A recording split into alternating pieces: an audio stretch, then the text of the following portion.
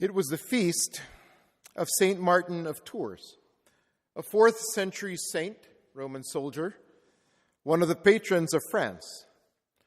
It was the 11th hour of the 11th day of the 11th month, 100 years ago today exactly, when the armistice was signed and the Great War ended.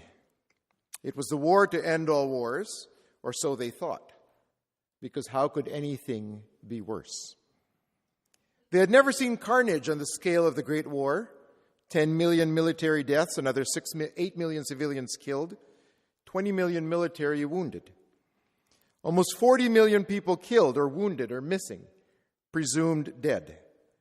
The scale of the tragedy that ended 100 years ago today was supposed to be the straw that broke the camel's back. The horrors were supposed to end war for all time. Because, after all, who wanted a repeat of this?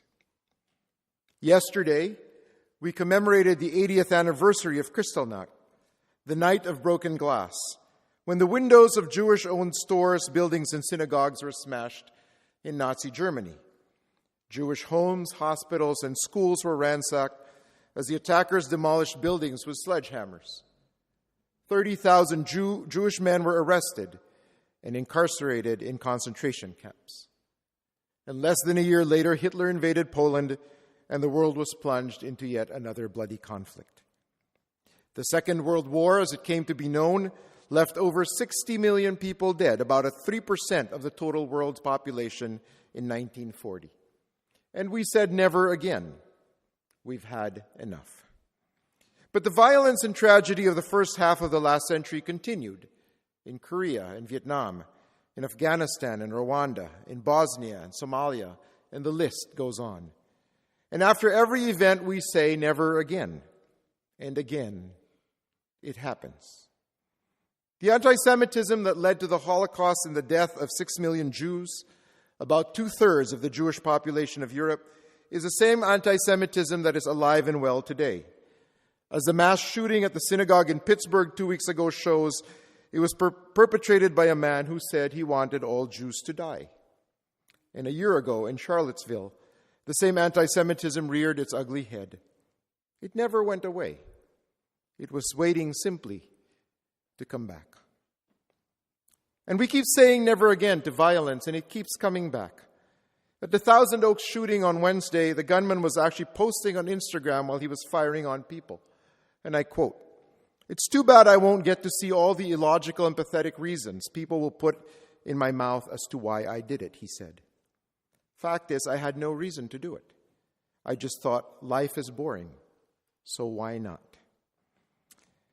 And then 3 minutes later, he posted, "I hope people call me insane," with 2 smiley emojis. Would that be just a big ball of irony? Yeah, I'm insane. But the only thing you people do after these shootings is hopes and prayers, or keep you in my thoughts. Which led the mother of one of the victims, a Navy veteran who had survived the mass shooting in Las Vegas. But can you imagine that? You survived the worst mass shooting in U.S. history in Las Vegas, only to be killed by a mass shooting a year later in your own hometown. Which led his mother to say on the news the other night, "I don't want prayers. I don't want thoughts.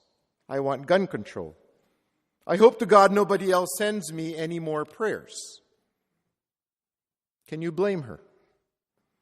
And then we say never again, but it keeps happening. School shootings in Columbine, in Sandy Hook, Virginia Tech, Marjorie Stoneman Douglas High School. We say never again, and then life goes on. The shock value wears off. It becomes just another story on the news. Some even deny these things actually happened, calling it fake news. There are people today who deny that the Holocaust ever happened. Now, don't get me wrong, this is not a homily about the Second Amendment. But the last several days have had more than their fair share of tragedy. Violent tragedy. Even the asylum seekers and refugees who are being dropped off at random places downtown and are just expected to fend for themselves are victims of systematic violence of a system that we all live with. As a Christian, as a believer, I can't help but wonder where God is in all of this. And then I realize that it must break God's heart to see what is happening to the wonder of creation. Because God has lived with tragedy. God was incarnated, meaning God became one of us. God suffered and died, experiencing the most human of fears and emotions.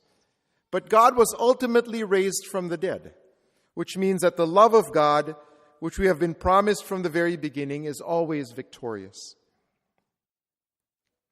What must it be like to see your only son die violently? For that mother in Thousand Oaks whose son was gone down, it was unbearable. For God's only son, himself a refugee, who died the most violent deaths by being nailed to a tree. Yes, God is well acquainted with tragedy, which is why I think prayers always help, which is why I disagree with her, because prayers give us hope. Even in the most seemingly desperate of situations, prayers help. Because if we give up on prayers, we give up on God. And if we give up on God, then tragedy and violence and evil win. Even if you don't want it, even if it's the farthest thing from your mind at the time, prayers give hope.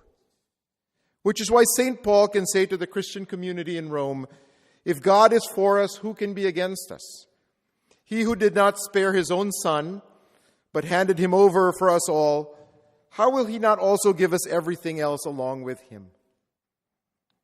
I think the widows in today's scriptures knew that very well, because God was their last resort. And they weren't giving out of what is left over from their surplus wealth, but as Jesus emphasized, they were giving out of their poverty. There really wasn't anything to give, and yet they gave. Because God was their only hope. Because if God was for them, who could be against? Even in the tragedies of life, when it seems hopeless, when it seems that violence abounds, we have to remember that the light shines in the darkness, and the darkness does not overcome it.